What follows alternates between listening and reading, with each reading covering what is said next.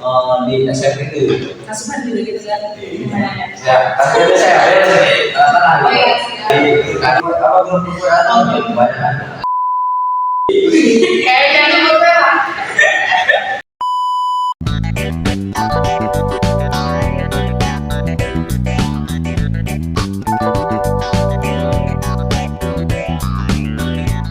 Assalamualaikum warahmatullahi wabarakatuh. Waalaikumsalam. Sebelum kita memulai ke video podcast strategi pembelajaran IPA, izinkan kita memperkenalkan diri terlebih dahulu. Kami dari kelompok 3 dengan nama anggota saya sendiri Siti Aulia dengan NIM 228122004 sebagai host di podcast SBM kali ini. Oke, akan dilanjutkan oleh teman di samping saya. Oke, diperkenalkan diri, nama saya Rita Rosyada dengan NIM 2281220002. Sebagai izin melanjutkan ya, nama saya Selila Safitri dengan NIM 2281220070. Akan dilanjutkan oleh Pak. Oke, dilanjutkan saya Sinta Milansa dengan NIM 2281220032 sebagai narasumber dari podcast ini. Cukup banget. Kita langsung aja ke podcast tentang strategi pembelajaran IPA, di mana di kelompok 3 ini kita mengambil tema tentang menganalisis permasalahan yang berkaitan dengan motivasi dan minat siswa dalam pembelajaran IPA. Oke, sebelum kita masuk ke pertanyaannya, ya gimana nih kabarnya teman-teman semua? Terima kasih. Iya. Makanya saya sangat semangat mengikuti Bagian apa nih sih, Pak? podcast mengikuti podcast ini. Alhamdulillah. Sudah sholat subuh, boleh lagi. Parah banget. Ya, lanjut aja ya. Langsung aja kita ke pertanyaan podcast SBM. Yang pertama ini pertanyaan yang masih berkaitan dengan motivasi pembelajaran. Menurut kalian sebagai calon guru, apa sih maksud dari motivasi yang ada di dalam pembelajaran siswa? Mulai dari Kasuhan dan Kasuhin kali menurut. Menurut saya sebagai kita ini yang calon guru insya Allah yang meningkat jurusan kita dalam pendidikan IPA agar apa sih maksud dari motivasi belajar siswa itu kan?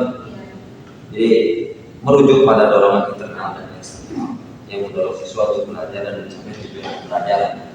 Jadi ada motivasi belajar siswa ini melibatkan yang keinginan dan minat mereka untuk memperoleh pengetahuan, keterampilan dan pemahaman baru nantinya.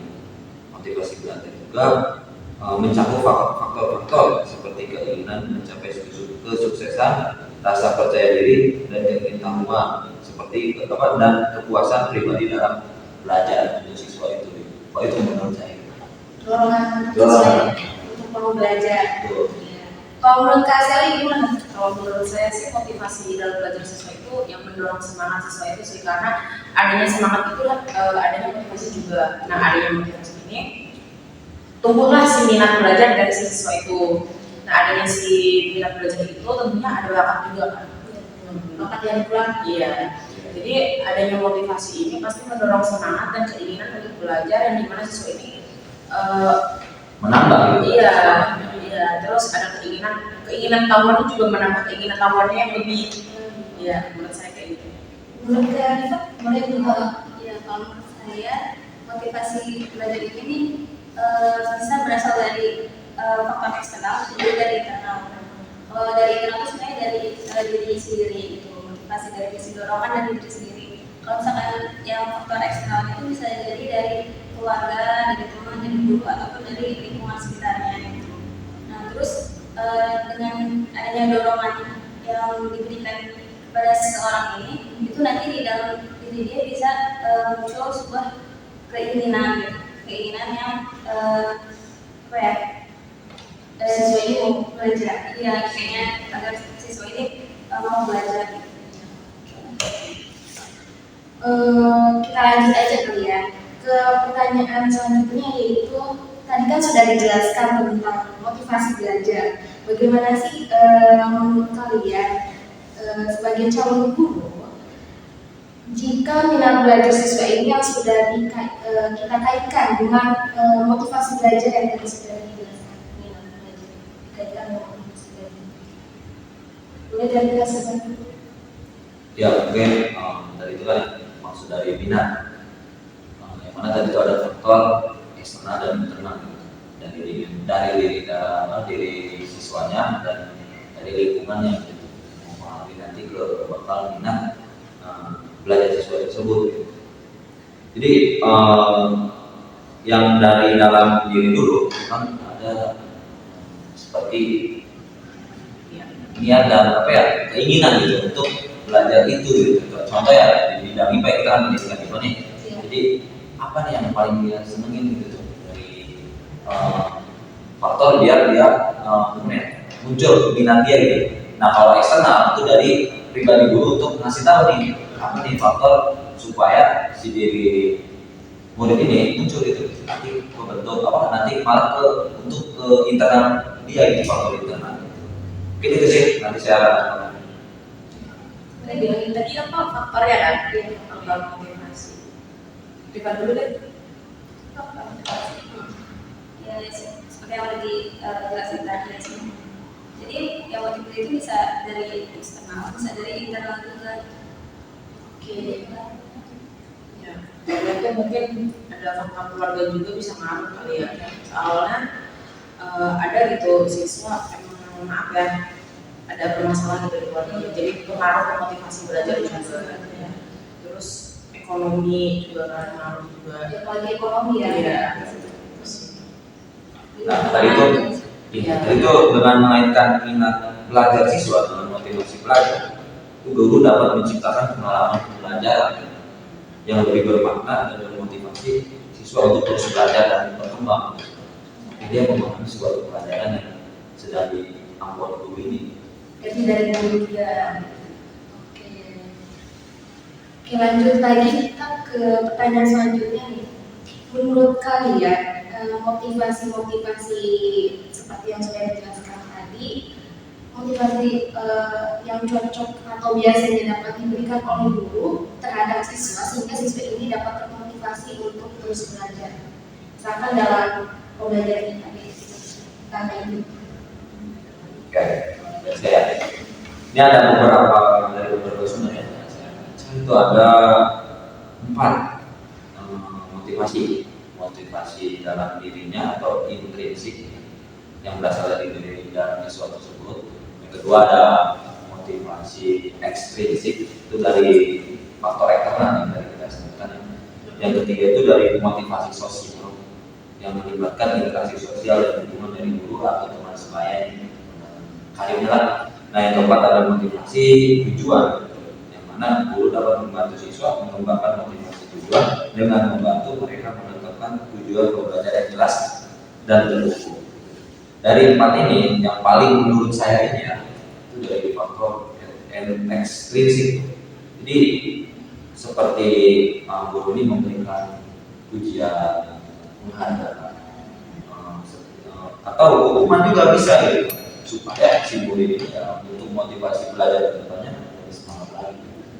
Itu yang saya pahami. Tapi hukumannya jangan sampai malah diberatkan. Hukumannya juga ada tujuannya kan, nggak akan sama tujuan. Iya. Mungkin dari boleh dilanjutkan. Terus pemberian motivasi juga kan kita bisa masih tahu motivasi ke anak-anak itu, bisa kita jelaskan bagaimana nanti faktor dari motivasi itu, karena nanti kedepannya kalau misalkan dia belajar gitu, kedepannya bakal kayak gimana gitu ya, pengetahuannya pasti juga kan kalau misalkan dengan ada yang motivasi itu nanti kedepannya bakal bertambah segala gitu kan. Tapi dengan adanya motivasi itu juga kalau misalkan di dalam diri siswa ini tidak termotivasi gitu, tidak terbangun itu juga kalau misalkan dapat motivasi dari luar, cuma kalau misalkan dalam diri siswa ini nggak ada minatnya yang jadi emang intinya harus ada di dalam diri siswa itu sendiri, mau ya, siswa itu mau. jadi nama ini ya untuk motivasi tadi itu yang dalam diri faktor internal lah, faktor intrinsik lah yang tadi saya sebutkan. Jadi si guru juga harus ya, memberikan ya, lingkungan terus supaya kayak lingkungan pembelajaran yang menarik gitu, supaya muncul gitu, motivasi pada diri siswa tersebut. Biar nggak bosan Buat lingkungan yang Betul, berarti biar nggak bosan juga. nah nanti bakal menimbulkan itu tadi minat siswa itu, minat dan bakat untuk siswa itu. Jangan terlalu monoton Nah, berarti ya. harus ada ini lah, maksudnya si guru juga harus bisa memberes ya antara internal dan eksternalnya gitu. Jadi dia menambahkan ya, terus adanya apresiasi. Ya. Soalnya kan kita kan di pendidikan itu kan kita kan buat SMP gitu. Nah SMP kan di mana? SMP kan di mana dari SD yang dimana anak-anak masa peralihan anak-anak ke remaja gitu. Nah, kalau misalkan SMK, SMA itu kan emang peralihan remaja ke dewasa. Udah mulai agak bisa berpikir lah gitu. Kalau SMP kan masa nakal banget gitu kan. Nah di situ tuh kayaknya anak-anak tuh harus dimotivasi, terus juga harus menonton biar gak bosan. Di situ tuh anak-anak namanya juga masih masa peralihan gitu ya. Dari peralihan Motivasinya ya, anak-anak ke remaja gitu. Nah di situ tuh kalau misalkan kita tuh terkenal kayak bosen gini-gini fisika gitu ya. Kan ada juga anak SMP tuh yang nakal banget. Nah gimana caranya? Itu kan tadi sudah bikin lingkungan yang nyaman. Si anak yang nakal ini biar nyaman di lingkungannya, terus biar adaptasi sama gurunya biar enak gitu, bikin lingkungan nyaman. Nah terus kalau misalkan dia berhasil dalam suatu tantangan gitu, kayak itu ngerjain tugas fisika yang dimana tugas fisika tuh ya seperti itu, dikasih apresiasi, biar dipuji-puji, biar dia tuh oh gurunya baik, gurunya nyaman, kayak seperti itu. Juga jadi ya, sharing dengan tentang pengalaman saya waktu SMP lah. Nah di SMP waktu zaman susah itu ada yang gimana ya, Bandung nakal lah gitu ya. Bandung Ada yang butuh buku untuk ambis lah akademi aja gitu. Saya itu ada di posisi berada yang pernah menang. Ya kan? Karena saya ini pengen tahu nih wilayah keadaan yang selalu nakal gitu, pengen tahu aja gitu. Dunia nakal itu gimana? Gitu. Maksudnya dunia nakal ini yang nggak terlalu nakal banget gitu, maksudnya kayak ya gitu, yang negatifnya maksudnya gitu. Nah, kadang ngikutin yang orang habis itu gitu. Ada perbedaan dari segi belajarnya pun, ada motivasinya pun ada yang karena motivasinya pengen duitnya, uang itu bisa saja dari yang mesti anak ini pengen sekolah ya karena duit, biar dapat jatah. Nah, itu biasanya anak itu di SMP itu Kasuhan juga gitu kan. Tapi kadang saya juga keambis gitu, ketika saya melihat orang lain atau teman yang lebih bagus itu lebih pintar gitu, itu mau termotivasi juga gitu untuk saya juga pengen. Nah pengen gitu kalau mereka bisa, kenapa saya nggak bisa gitu motivasinya gitu. Waktu itu saya pengalaman waktu SMP gitu. Dan alhamdulillahnya di kelas 8 ketika saya fokusnya itu yang ambis, ada perubahan. Saya termotivasi juga ternyata yang faktor ambis ini gitu. Tapi tidak meninggalkan yang musim dari kayak yang nakal dikit ini, maksudnya ya tidak dijauhi juga gitu, malah ngasih motivasi juga bahwa ya sekolah pun ya harus maksudnya kayak semangat itu jauh gitu. Kadang yang lebih bagusnya jiwa berteman itu lebih bagus yang gitu, malah solidaritas tinggi itu yang membuat saya keren juga gitu, solidaritas tinggi seringnya apa ini kan yang fokus akademis ini jarang, malah nyampe aja susah gitu kan. Nah kadang di rumah aja kadang gitu. Itu juga sebagai motivasi diri saya waktu itu dari saya pengalaman saya dari pengalaman saya. Tadi kan kita seri yang menyambungkan ke introvert. Nah introvert menurut kalian nih sebagai suatu apakah faktor dari seorang orang tua yang menekan anak ini untuk terus belajar, apa itu efektif untuk si anak ini atau tidak? Izin menjawab ya, kalau dari saya korban penekanan ya. Oke, coba jelasin dulu. Dulu saya introvert ya tadi. Enggak, karena memang orangnya takdiran. Jadi pas SD, karena mungkin orang tua saya juga ada jabatannya gitu tuh, jadi nggak mau kayak teman-teman ayah saya tuh kayak itu anaknya Pak Buhani gini gitu, kayak orang tua saya mikirnya kayak gitu. Di situ kemampuan saya ya udah emang standar gitu. Jadi seorang tua saya itu rekan saya kayak gimana caranya biar masuk tiga besar lewat 4 besar gak boleh. Akhirnya dari situ orang tua saya tekan banget. Akhirnya dari situ nggak bodo amat gitu. Jadi saking kayak ditekannya akhirnya malas buat jadi motivasi itu. Tapi tergantung ke anaknya juga nggak sih, karena saya anaknya orang yang berani ngelawan gitu kan, jadi contoh karena saya anaknya berani ngelawan, jadi saya ya udah saya nyaman belajarnya gimana gitu. Jadi nggak harus ke orang tua gitu. Tergantung karakteristiknya sih ya. Tergantung anaknya juga sih.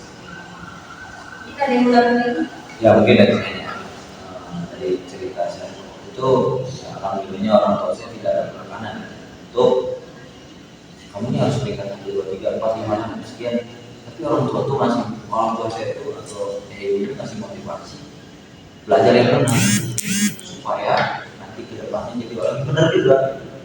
Kalau saya ya, karena orang saya dulu cerita beliaunya ini malah sama gitu, gak ada penekanan dan membuat ngalir aja gitu. Itu sih kalau saya mungkin ya setiap orang tua berbeda gitu, karena ada tujuan dan ada juga keinginan gitu supaya ini yang berbeda gitu. Pada diri masing-masing individu lagi gitu kan, pada siswanya itu gitu. Dia mau berbuat positif aja dan gitu.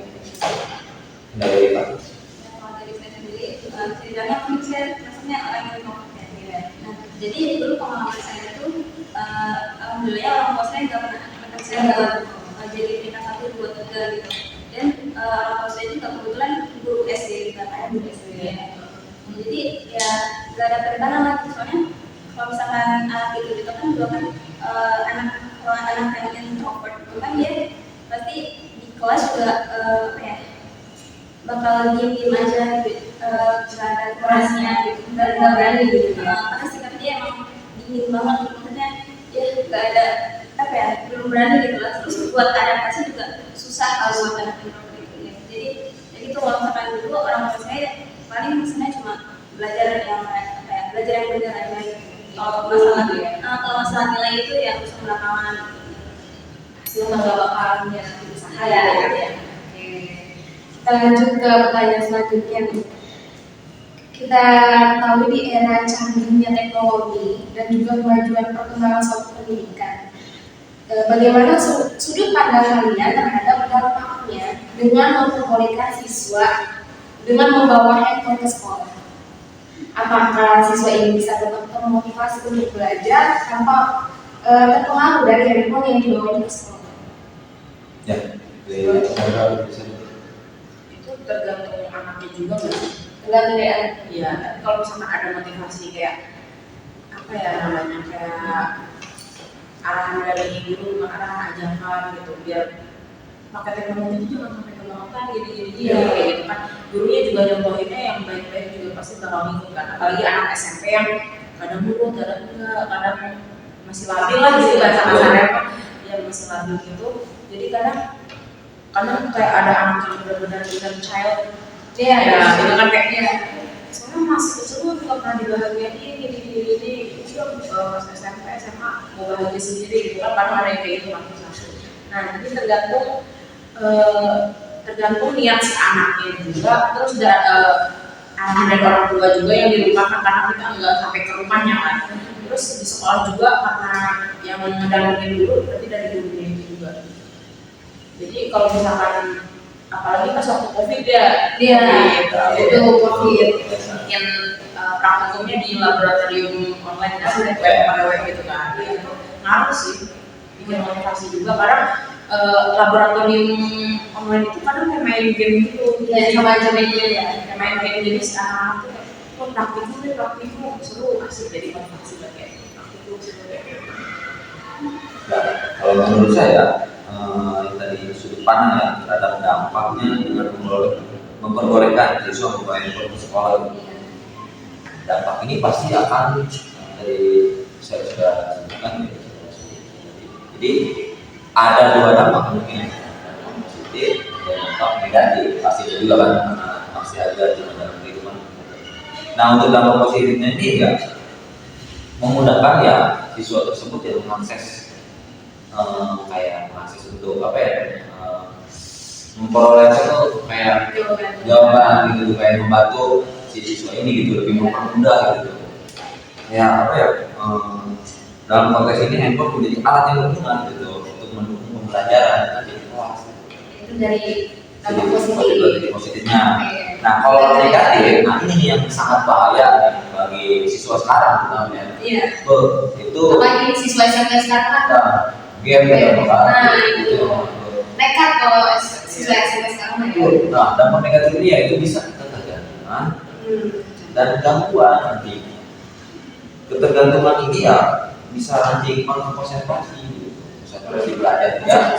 Nah ketika lagi guru nerangin gitu, malah dia Biasanya bukannya ke nah belajar. itu yang membuat jadinya faktor apa, dampak negatif itu dari adanya handphone ini gitu. Jadi nantinya ya malah fokus teralihkan betul gitu. Nah, makanya ada peran di situ dulu. Ya, karena penggunaan itu harus tepat gitu. Ya misalkan kita fokus dulu belajar, jangan dulu main HP lah, gitu, simpan dulu ya.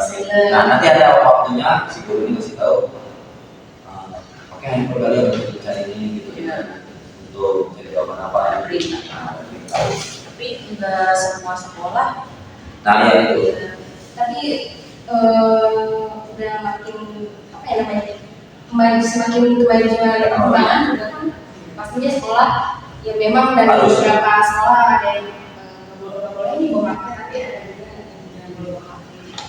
Tapi penting juga gitu melibatkan siswa, guru dan orang tua untuk diskusi tentang pengambilan keputusan ini gitu, terkait kebijakan untuk penggunaan handphone di sekolah juga. Karena ya saling bersinambungan sih antara guru dengan siswa, siswa dengan guru atau guru dengan orang tuanya atau dengan siswa itu ada terkaitnya gitu. Makanya harus sudut pandang ini harus kita diskusikan lagi. Dari Pak, boleh sedikit sih mungkin kalau dari ada juga kan sekolah yang gurunya ini apa ya, meneliti gimana ya, pokoknya kalau misalkan bisa dikasih soal-soal gitu, nah, terus siswa ini aku tuh rata kan dibolehin bawa HP gitu kan, tapi itu boleh digunakannya bolehnya di luar jam pelajaran aja. Jadi guru ini apa ya, meminta ke anak-anak ini nyari jawaban di buku aja, jadi dia ini rajin bersekutunya di dunia gitu kan. Biasanya nih kalau ada masalah itu, kalau saya terdistract gitu kan, kalau misalkan Apa secara online? nah itu Shopee. misalnya ada yang Oh iya, aplikasi. iya itu yang Aplikasi dari siapa? ya, enggak dari grup grup atau kebanyakan. Kayak jangan lupa lah. Bro, jadi mungkin itu yang harus kita pelajari ya. Iya. Apa di sini, jadi kita harus membedakan antara itu. Kita harus tahu dampak positifnya dan harus tahu dampak negatifnya dari penggunaan handphone juga. Untuk mahasiswa juga sama gitu. Ketika belajar di kelas harus memperhatikan dosennya atau memperhatikan teman yang sedang konsentrasi. Kalau sini enggak. Lanjut aja, menurut sudut pandang kalian tadi yang lanjut dari pertanyaan siswa ini diperbolehkan bawa handphone di sekolah, bagaimana cara memberikan edukasi yang ramah pada siswa ini supaya tidak kecanduan dalam bermain handphone sehingga merupakan yang tadi masih Ancaman nggak sih? Iya. Ancaman dari video efek dari penggunaan media sosial atau teknologi yang berlebihan, dilihatin efek bahayanya itu apa aja gitu. Biar ada edukasi bahaya dan enggak bahayanya si teknologi ini. Kasih arahan dari sesama. Kira-kira Baru-baru ini saya tuh melihat ada berita yang anak SD yang sendiri. Oh, iya. Oh iya. Oh iya, di daerah Pekalongan itu. Oh. Jadi anak ini ceritanya dia tuh lagi pulang sekolah kayaknya, lagi main HP gitu. Nah terus HP-nya ini diambil sama mamanya tuh. Suruh mandi, Iya. suruh wajib. Tapi dia itu siang itu dia pas HP-nya diambil itu dia masuk kamar dulu. Nah terus pas pas sorenya, pas dia mau dibangun ya sama orang tua ini, suruh mandi ngaji gitu kan. Ternyata ya anaknya itu udah ini, ya padahal dia belum gini gitu. Nah, itu ya. Jadi emang HP itu ya gitu lah. Kalau udah Jangan kecanduan terlalu susah. 24 jam ya. Kurang awas juga. Ya, mungkin menurut saya ada gitu, beberapa cara yang bisa agar tidak apa ya menghindari kecanduan ini, menghindari kecanduan ini, yaitu dalam antisipasi dulu gitu. Itu memberikan pemahaman tentang batasan waktu untuk memakai HP ini gitu. Jadi ada kita ini harus nerapin ya batasan waktu itu kepada anak tersebut gitu, seorang tua itu. Makanya ada itu faktor dari orang tuanya terhadap anaknya pun harus sangat penting gitu, apa saling ada. Nah itu gitu maksudnya seperti jadi kayak misalkan penggunaan HP-nya ini kayak di waktu kayak 1 jam untuk main HP, 1 jam untuk belajar ya, ini waktunya gitu. Dan dari pihak buatnya dari sudut orang tuanya pun yang memberikan contoh perilaku yang baik juga gitu, nyontohin yang baik Ya, juga. jadi juga ya. Kayak misalkan orang tuanya jangan main HP di depan anaknya gitu supaya tidak dicontoh gitu. Makanya ada perilaku di mana pasti orang tua, pasti anak tuh ngikutin orang tua sih kalau saya. Cerminan ya, cerminan dari. Gitu. Makanya dari orang tua pun harus memberikan perilaku yang baik. Gitu. Sebelum ngasih contoh yang baik juga kan. Selanjutnya itu diskusikan tentang dampaknya negatif HP itu harus di penggunaan handphone negatif harus kasih tahu, ibarat begini ngasih tahu negatif dulu gitu, jangan positifnya dulu gitu. Negatif apa nih yang membuat kecanduan HP ini apa gitu, kayak kerugian yang main HP ini apa gitu, biar si anak atau si peserta didik ini paham gitu bahwa ada toh ini nih kayak suatu kayak ini ada contoh yang kayak tadi disebutkan Pipa gitu, ada kejadian gitu di Pekalongan ini yang membuat korban jiwa yang mana itu dari luar biasa gitu kan. SD lagi. Nah, SD lagi ini. Nah, makanya kasih tahu ke anak mungkin nah itu ada motivasi tuh tidak melakukan lagi gitu. Kayak zaman tambahan ya. Iya. Pernah nonton di Instagramnya orang tua harus tahu ada di situ ada psikolog yang ngomong ada ibu-ibu yang nanya ke psikolog atau yang begini, gimana sih caranya biar anak tuh diam di rumah, biar kurangin gadget, biar tentram damai gitu. Ya berarti orang tuanya juga harus ini lagi di rumah ya, biar pulang sekolah kan ya waktunya sekolah di sekolah, ini waktunya di rumah ya gimana caranya kalau misalkan si anak-anak nggak mau main HP-nya berlebih, pertama harus dibatasin kayak kan sehari cuma 2 jam. Terus yang kedua si ibu ini harus kreatif biar si anaknya nggak keluar, biar dia nyaman di rumah, biar ada mainan banyak di rumah, mainan yang edukatif juga ya, ya kayak gitu. Jadi nggak harus ditekan banget sih. Mungkin udah kali ya podcast kita kali ini tentang membangun motivasi dan juga menjauhkan dampak negatif penggunaan handphone terhadap siswa gitu kan. Dan juga ada panjang lebar ya dari pengalaman kita juga nih. Ya, membicarakan pengalaman diri sendiri ataupun dengan melihat berita-berita di sosial media juga bisa dijadikan pembelajaran ya. Oke, mungkin cukup sekian dari kami dan kelompok 3 strategi pembelajaran IPA. Kurang dan lebihnya mohon maaf. Wassalamualaikum warahmatullahi wabarakatuh. See you. Jangan lupa di subscribe dan di share. Oke.